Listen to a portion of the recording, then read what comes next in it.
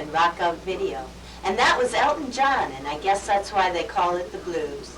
And next in our Spotlight series, we're going to have a new band from Glasgow called the Pessimistics. Their debut album, Hit Me Hard Baby, has sold over 2 million copies in Europe and now occupies the number 8 position on the American charts. This might make rock history, since the band has only been together for 3 short weeks. They were voted New Band of the Year by Rolling Stone magazine, and they've been nominated for 3 Grammys: the Best New Group, Best Single, and Best New Pants. They have recently signed a contract with United Artists to star in a film called Don't You Ever Touch Me Again, soon to be released tomorrow. I caught up with 3 of the members in LA, and I brought home with me this taped interview with band members guitarist Jeff Ellington and Tom Woldham and bass wizard John Skibvids. I'm here talking with 2 of the most exciting men in rock music history, Tom Woldham and Jeff Ellington of the Pessimistics, my favorite group. This record's been on the market for about 1.5 weeks now, and I've bought 12 of them. It's truly exciting group. Think of Jeff Ellington, you think, neat pants. Why do you wear those?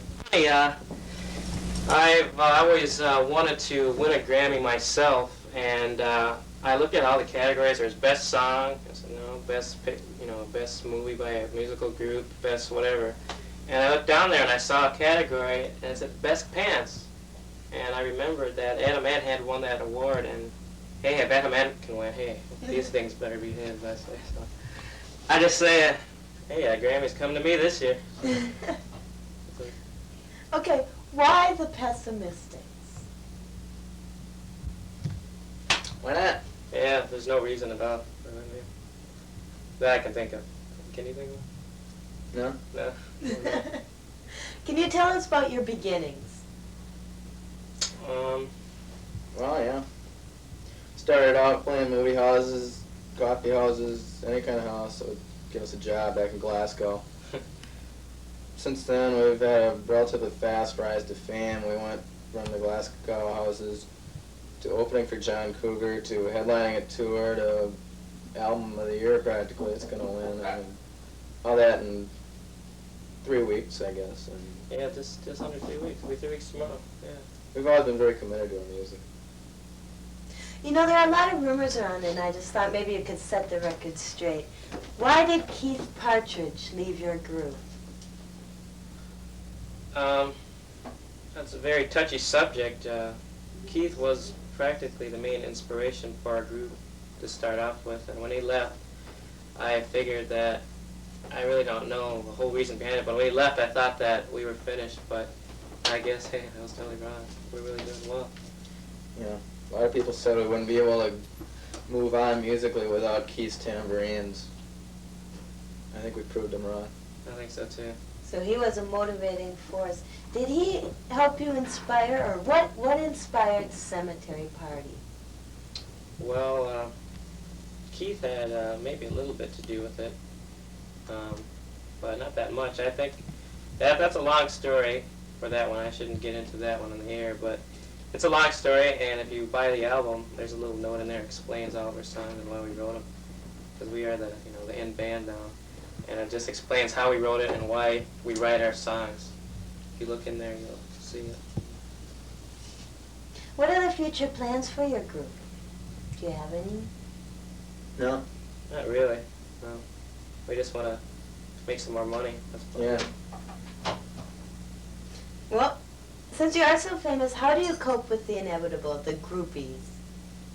Well, it was kind of weird. About 3 weeks ago, I couldn't buy a girlfriend, and or anything.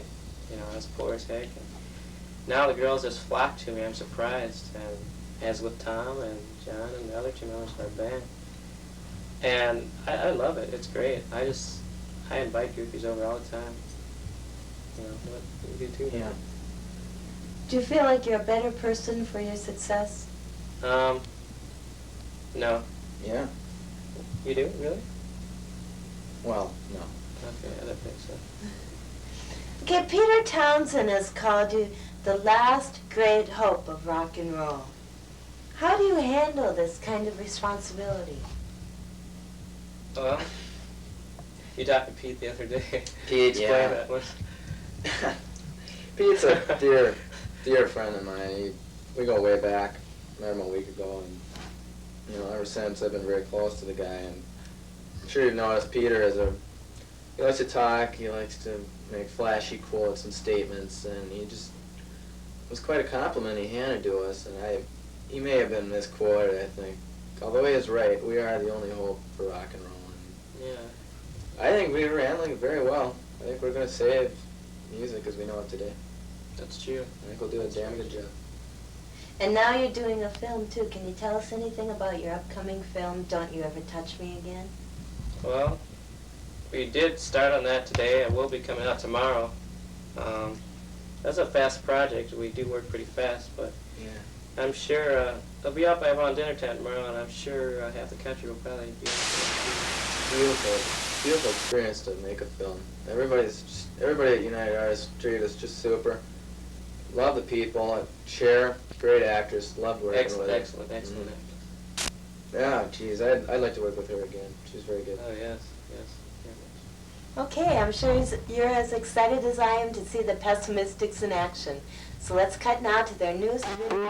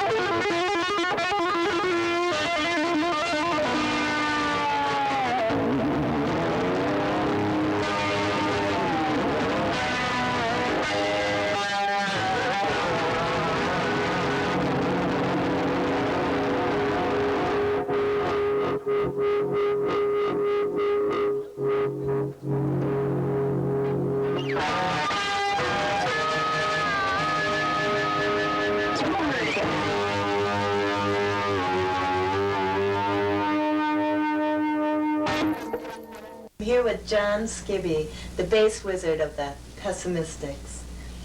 John, you chose not to be interviewed with the rest of the group. Why? Well, frankly, I'm getting kind of tired of them, and I don't really like either of them too much anymore.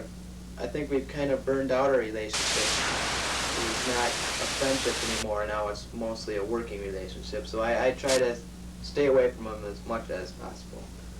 Why do you hate the rest of the group? Well, I don't know. Say, when you work with someone for, say, 2-3 days at a time, we've been together now, since early December, and you just kind of fizzle out. We have conflicts all the time, and we've said all that there is to be said. I heard that wasn't the case when Keith Partridge was still in the band. Why didn't you run off with Keith Partridge? Well, as you may or may not know, we did have an intimate relationship, and we did get along quite well, but I saw the band was going to have a future. I thought I had to stay.